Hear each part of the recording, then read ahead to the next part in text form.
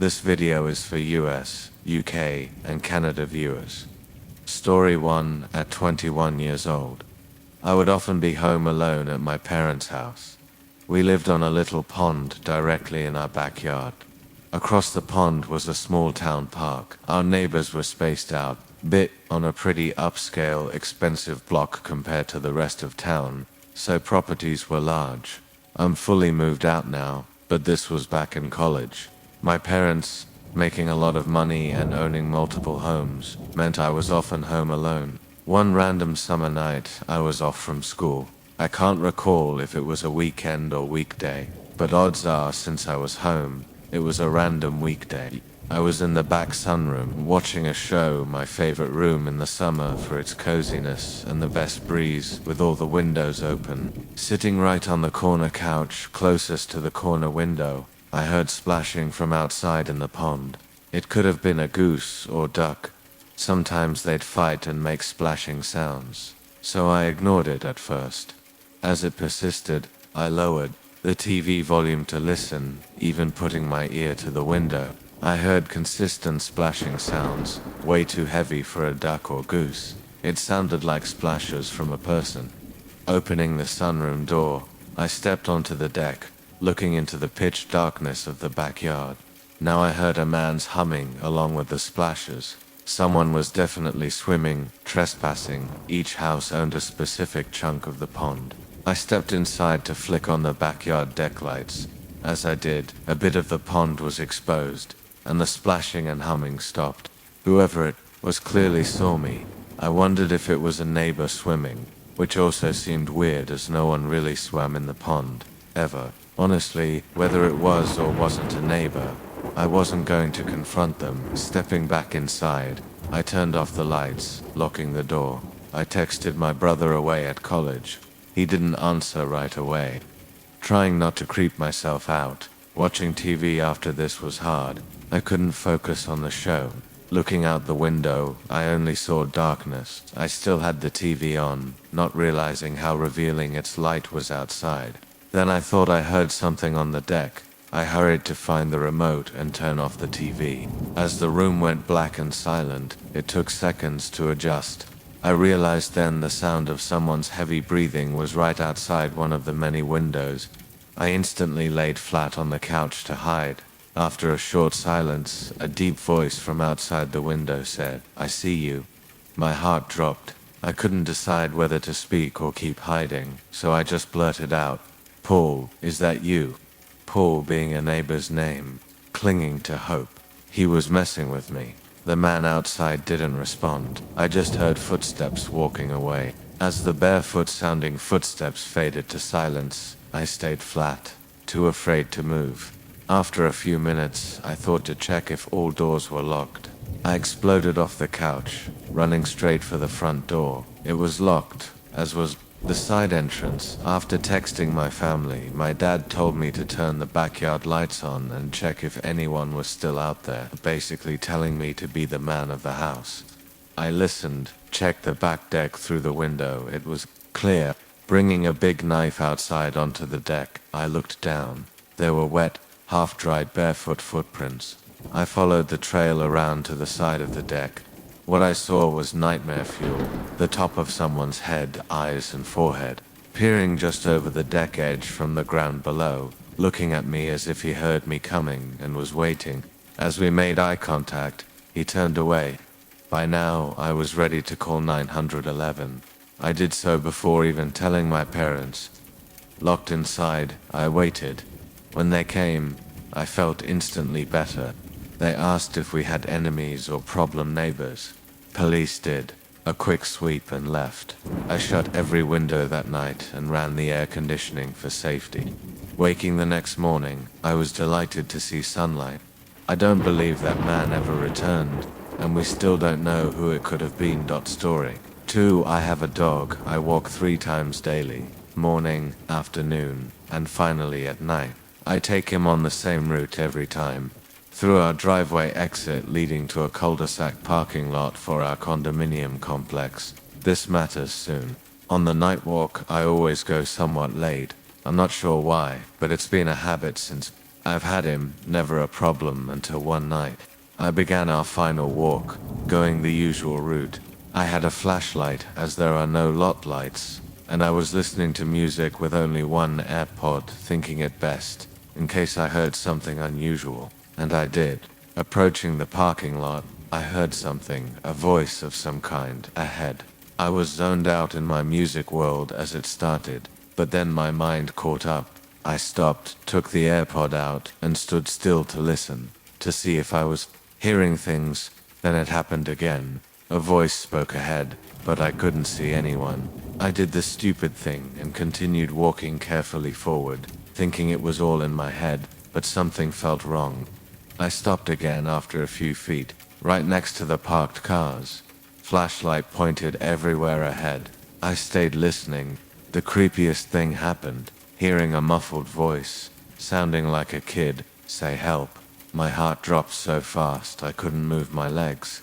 Frantically pointing my flashlight everywhere to find the source, I was sure it came from the cars, but there was no kid or anyone nearby, just me and my dog, sniffing bushes, seemingly oblivious. Then I heard it again, help spoken 3 more times, coming from my left side where the cars were parked. It panicked me more. I didn't know what to think, knowing I wasn't imagining it when my dog's ears perked up, looking the same direction. After it happened, that's when the incredible eeriness hit me. After hearing it multiple times, I realized the kid's voice didn't sound entirely like a kid, a mix of adult and child. Each help call was muffled and spoken in a generic statement, not an actual cry for help, with absolutely no change in tone, inflection, or sound. My dog and I ran straight home. I tried explaining to my mum. She was puzzled. I suggested calling the cops in case someone needed help, but she didn't think it necessary. So many questions filled my head. Why was the voice muffled? Was someone in a car I couldn't see, or something darker, waiting for me to move closer? I don't like to think much about it, but whatever it was disturbs me to this day. Picture descriptions included. I never figured this out. Story 3. What I'm about to tell you is why my parents moved out of a house in the family for 3 generations. I've struggled with depression most of my life. It's hard to shake feeling useless. I'm better now, but as a kid it was horrible. Because of that, I spent a lot of time alone in my room. Our house was nestled in a very woodsy area. Trees were on 3 sides, with a forest separating us from neighbors. My room was big for a bedroom, in the back corner, windows on 2 walls facing the woods. Scary for a kid my age, also scared of the dark. Things started around age 10, 5th grade, when it wasn't okay to sleep in my parents' bed after nightmares, but I was accused of imagination. First, I noticed my nightlight. It had different color LED settings. I liked red. One night I woke randomly, unusual for me. Tired, I fell back asleep fast, but noticed the light wasn't red. A week later, waking up, it wasn't red again. I asked my parents why they messed with it. They were confused, said they didn't, and told me it was glitchy. I accepted that, until one morning I woke to find it unplugged, sitting on the floor. Again, parents dismissed me, told me to focus on school. My dad said I was too old for it anyway. Days later, the nightlight was missing, seemingly evaporated. I knew my parents lied. They must have thought I outgrew it. This caused a massive fight. Each accused the other of hiding it. Nothing I could do. Things were normal for a week. That didn't last. 3 nights in a row, I woke randomly. After a 4th time, I told my parents. They said it was puberty, natural changes. Next time it happened, I stayed awake. Minutes after waking, I heard faint rustling from my closet. Parents didn't believe me. My dad checked, finding only old toys and posters. The next 4 days were the most traumatizing nights ever. Woken to hear rustling in my closet. Torture. I begged my parents to believe me. My dad got angry. He dragged me to the closet to prove nothing was there, throwing toys around, clearing it bit by bit, yelling ...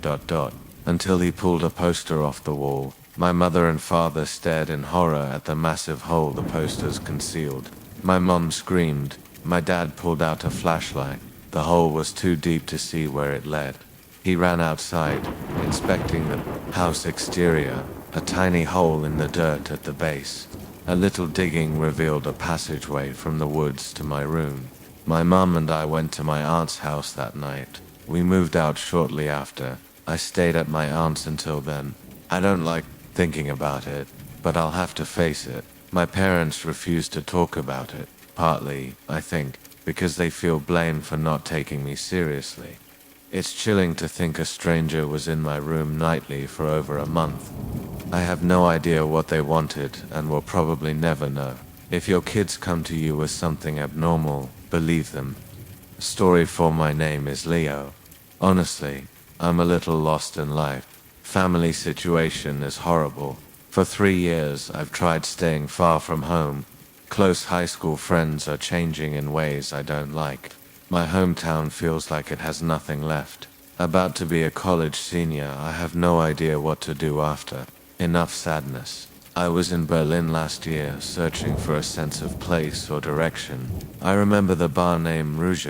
I was there alone, nothing new.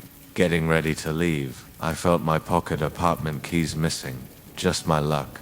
I stumbled out walking toward my apartment anyway. Locked up, no way in. Too late for replacement. Not sure what most would do. My first thought was finding a place to sleep. As if luck wasn't bad enough, it started raining. Eventually, I decided to sleep under a nearby bridge. Didn't know where I was, but out of rain and safe. So happy. Drifting off, I picked up faint voices across the river. Sitting up, I saw 5 men on the opposite side with a tied-off little boat. They didn't notice me. In less than a minute, I realized, an honest-to-God drug deal going down. My German isn't great, couldn't make out much, but briefcases and duffel bags exchanged hands, filled in the blanks. Thought about finding a new spot, but didn't want to draw attention. Figured I'd wait for it to be over, then leave. Suddenly, one man yelled aggressively in German, pointing a gun at another. Brief silence, then the other guy put hands up, talking fast. Looked like a setup. The other men stripped him of clothing, confiscating belongings. I didn't feel safe. Got up slowly to move. As I did, one man shouted roughly, "There's someone there." I started running, not looking back. They shouted more. Only words I understood were, "Don't shoot." I ran until I threw up and nearly passed out from drunken exhaustion. No way they could catch me, but they could have easily killed me. Sometimes I still think how I could have lost my life if they decided to fire. Sometimes I feel fated to run. Forever. Story 5A. Normal Friday afternoon at high school, walking down a hallway with my friend Emma as she talked. Just trying to get through the day. Dealing with stuff at home and school. Foster parents, not nice. Walking past the lunchroom, I suddenly needed the bathroom. Asked Emma. She said no, she'd wait outside. Went in, immediately noticed no one else. They're weird, as this one was always packed. Shrugged it off, went into a store. Seconds after sitting down, heard the entrance door open and shut abruptly. Someone entering but not moving after. Didn't think much of it. Maybe someone hiding. From admin, finished my business, stood up, buttoning jeans, reading writing on the wall, random quotes, rants. Heard the door open again. Assumed whoever was in left. Came out. Emma looked at me with a weird, "What the hell did I just see?" face. Asked her what was up. She asked who was standing right behind me in the stall. Chills. Told her no one was with me. Stop messing. She promised she wasn't. She said she came in seconds before I came out, realizing she needed to go, but saw someone else in the stall standing with their shoes touching the back of mine that closed behind me. She left immediately, not wanting to witness whatever was happening. I reiterated I was alone. However, I had heard someone come in but never heard them use the bathroom. Assuming they hid from admin, that's when she told me no one went near the door until she came in seconds before I came out. Didn't believe in paranormal, but this made my stomach sink. Found an admin, told her. She tried assuring me it didn't happen. Emma probably messing, but Emma was never serious. So when she looked me dead in the eyes, serious, telling me word for word what she saw, I felt it actually happened, along with hearing the door open close twice. I'm 18 now, haven't forgotten it since Story 6, long ago. Renting a small house in the town of my first big girl job. Small 1 floor, 2 bedrooms, 1 bathroom. Enough space for me and occasional hosting. Lived there a few weeks. All fine. Landlord Michelle was friendly, understanding. Rented to me, perhaps not wanting a male renter. Skipping details. Something weird started weeks at one regular work night. Got a knock at the door, went over, said, "Who is it?" No response, didn't open it. No one should knock late. Early next morning, finished getting ready, about to leave. Opened the front door, saw a big post-it note taped to the storm door. "Hello, beautiful." Right away remembered last night's knocks. Same person. Big question. Who? Crumpled it in disgust, threw it out, hoping a one-time thing. That night, another knock, earlier while cooking dinner. Went to the door, not saying anything, just listening. No peephole or glass. Couldn't see without opening. Wasn't happening, storm door didn't lock. Second night, realizing stalker situation. Called mum and dad for advice. They didn't know what to say. Dad, retired police officer, said cops wouldn't help unless catching them in the act. Advised not going outside late, not answering the door. If it persisted, he'd come stay. Followed that advice. Next morning, first thing checked, storm door, another note. Part of me died inside. This one said, "I like to watch you." Took a picture, sent to family and Michelle. Asked Michelle if she had issues with men or stalkers. She acted shocked. Assured me she didn't, was in long-term relationship. Still, not entirely convinced. Left a note after work. "If you're looking for Michelle, she does not live here. She only rents this house out. If you continue to come here, I will report to police." This gave comfort, thought it would end things. That night, every minute spent with anxiety, worrying about knocks. To my relief, none. Slept in relative peace, thinking my note worked. Next morning, opened door to remove my note. Realized it wasn't mine. A new note. It said, "I'm not looking for Michelle, I'm looking for you, my name. I like watching you." Sent it to Dad right away. Felt seriously ill. Dad packed a bag, drove up first thing. He was at my house by the time I got home from work. Work was rough. Couldn't think of anything else. Even wondered if creepy coworker Fernando was doing it. Dad and I waited to call police together later, figuring whoever it was might be hiding out, wanting them to see police presence. Spoke with an officer outside. Dad noted it must be busy. Only one sent his police background helped.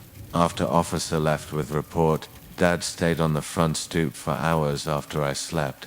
Obviously the person didn't return that night. I moved out once packed. Michelle completely understanding. Whoever stalked me didn't follow to my new place, likely eliminating coworker possibility. So though I'll likely never know who it was. Story 7. Honestly, I've spent more time chasing women than I'd like. Toned it down since college, partly because of this. Went to school in California.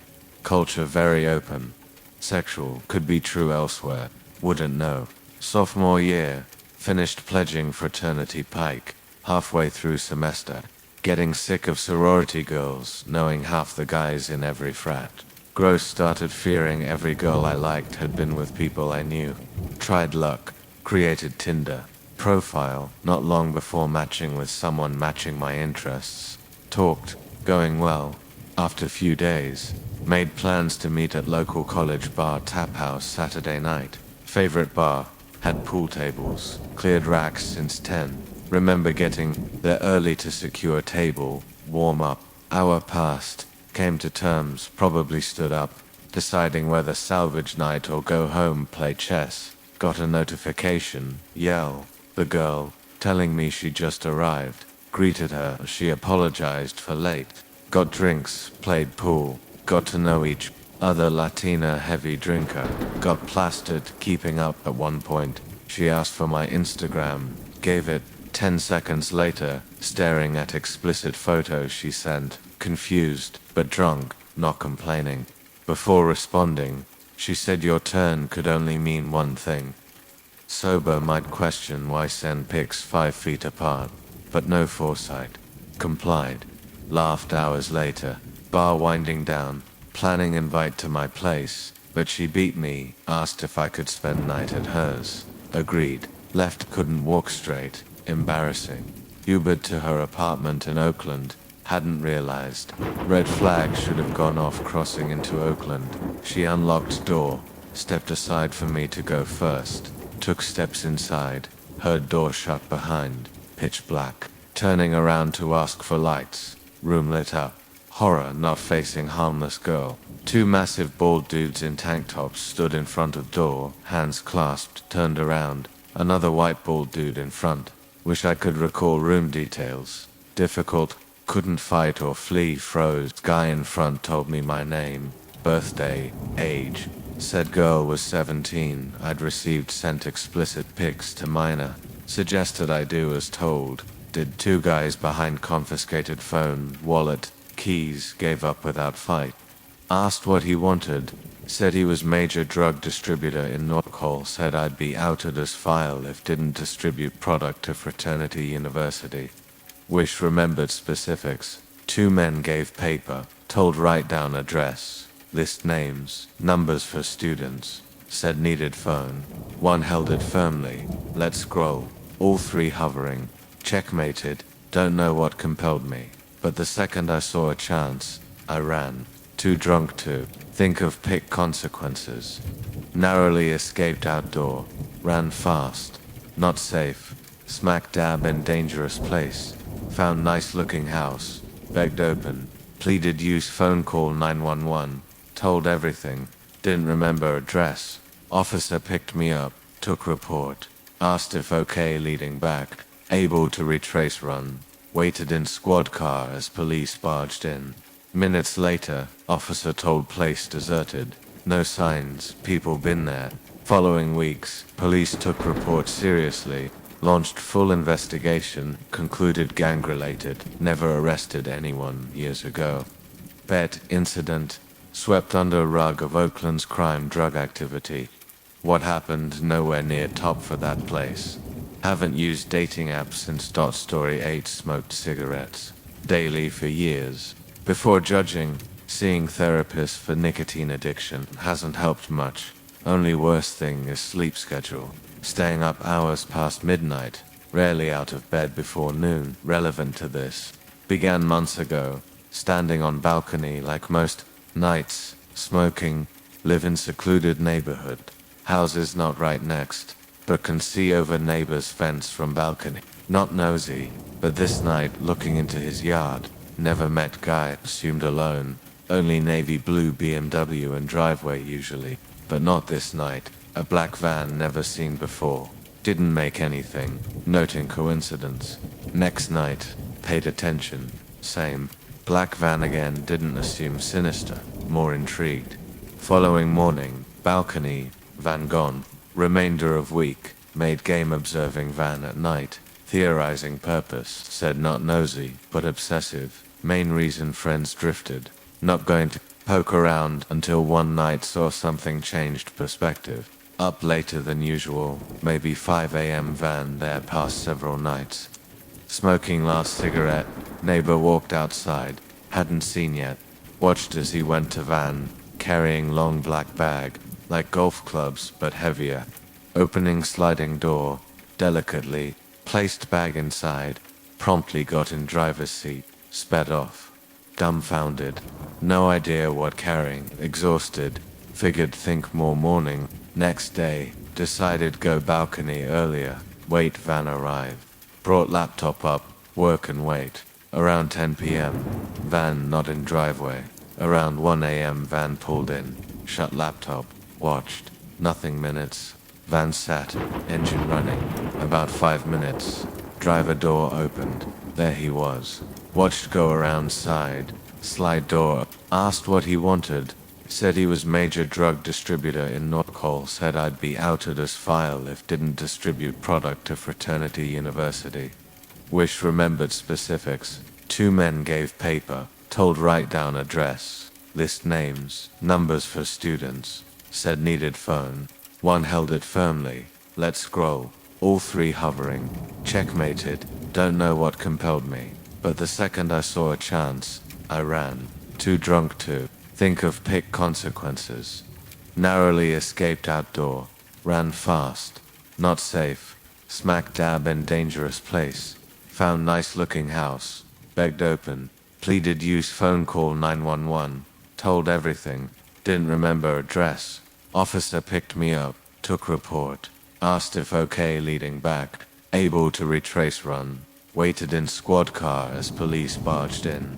Minutes later, officer told place deserted. No signs, people been there. Following weeks, police took report seriously. Launched full investigation, concluded gang-related. Never arrested anyone years ago. Bet incident. Swept under rug of Oakland's crime drug activity. What happened nowhere near top for that place. Haven't used dating apps since Story 8 smoked cigarettes. Daily for years. Before judging, seeing therapists for nicotine addiction hasn't helped much. Only worst thing is sleep schedule. Staying up hours past midnight, rarely out of bed before noon. Relevant to this.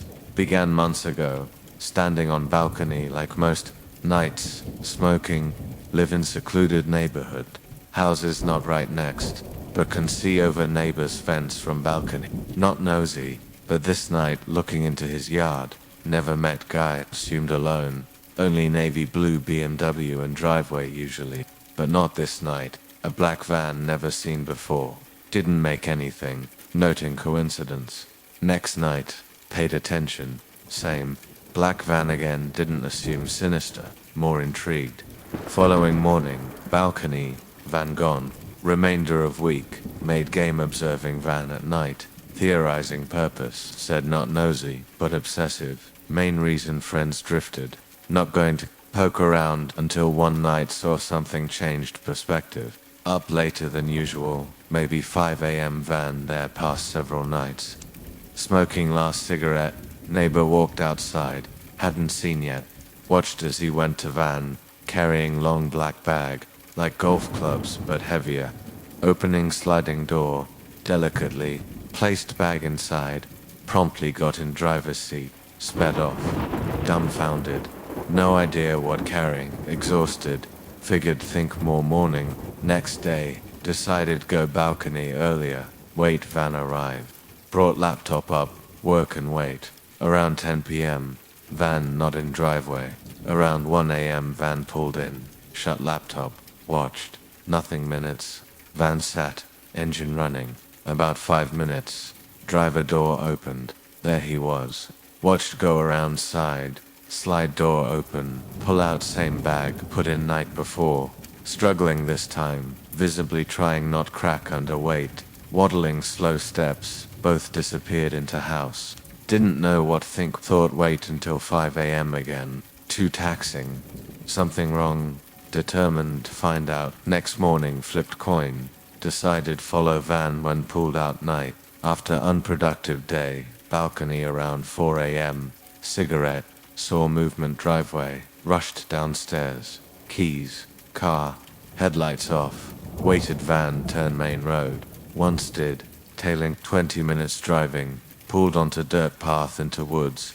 Followed woods thinned. Path like old main road. Drove minutes. Realized destination. Deserted gas station tucked in woods clearing. BMW always seen parked in driveway right front. Feared too close. Turned car around. Parked across street dirt road. Waited hour BMW pulled out clearing. Nervously. Drove back path. Pulled over side road. Walked towards gas station. Eerie. Front door locked. Side locked. Back door locked. Needed no insight. Row windows tried open, none budge. Against judgment, picked rock, slammed window, shattered icily, but alarm bells blaring. Abandoned station rigged alarm. Sprint back, car sped out. Called 911. Vague description. Hung up. Back house. Ran inside. Heart racing. Next morning woke. Hoping blown over. Wrong balcony. 8 police cars. Neighbor's driveway. Lights flashing. Watched officer escort neighbor out in handcuffs. Police cars. Drove away. Left imagination. Lit cigarette. Stood there. Asked police details. Never. Story 10. Little kid. Old house, Suffolk County, Long Island. 6 or 7. Older brother Luke shared top floor bedroom. Used separate apartment. Dad rented. Old lady. She moved so upstairs hours. Layout. Top stairs left. Our bedroom. Old lady's living room. Straight ahead. Bathroom. Right. Extra kitchen. Small bedroom. Million toys. Our room. Huge. 2 parallel crawling closets, opposite sides stored million other toys, board games. 1 toy, race car buttons. Buttons made lights turn on, play, honking, revving, driving sounds, Little Rock song, toy forever. Originally gift brother, younger, random night, brother bed, not asleep. Suddenly jump scare, loud revving sound. Activated, car lights middle room, looked car, scared, accused Luke. Scaring me. He laughed hysterically, saying didn't do. Terrified. Toy stopped. Quiet. Unsettled. Kid. Fell asleep. While later, something else. Night. Luke bed. Heard weird thud. Room. Luke insisted. Creep out. Saying ghost room. Yelled shut up or get mum. Kept laughing until both noticed light corner room toy car again. Got out bed. Ran downstairs yelling mum. Parents room. Yelled something our room. Little spiel about ghost thud car lights on. Luke entered. Mum told knock off scaring me. He said how turn car lights on from bed. Slept parents' room scared. Long while after, nothing. Until one night Luke not room. Sleepover friend. Sleeping alone. Mum kissed goodnight. Asked door opened scared alone. Rolled side. Try sleep. Scared alone. Hard, get tired, felt wide awake, sound down hall, flipped over face door, toy car, rolled room, lights on, scream bottom, stomach, cried mum, pressed body wall. Moments later, parents upstairs room, noticing car floor, screamed someone pushed car room, dad check other rooms, no one there, nowhere hide besides closets, under beds, checked all. Don't know parents thought, toy malfunctioning, imagination, slightly freaked, toy car no feature move own. Dad smashed toy through neighbor trash make feel better. Slept their room while, until dad forced back upstairs. This story reason believe paranormal, something after death.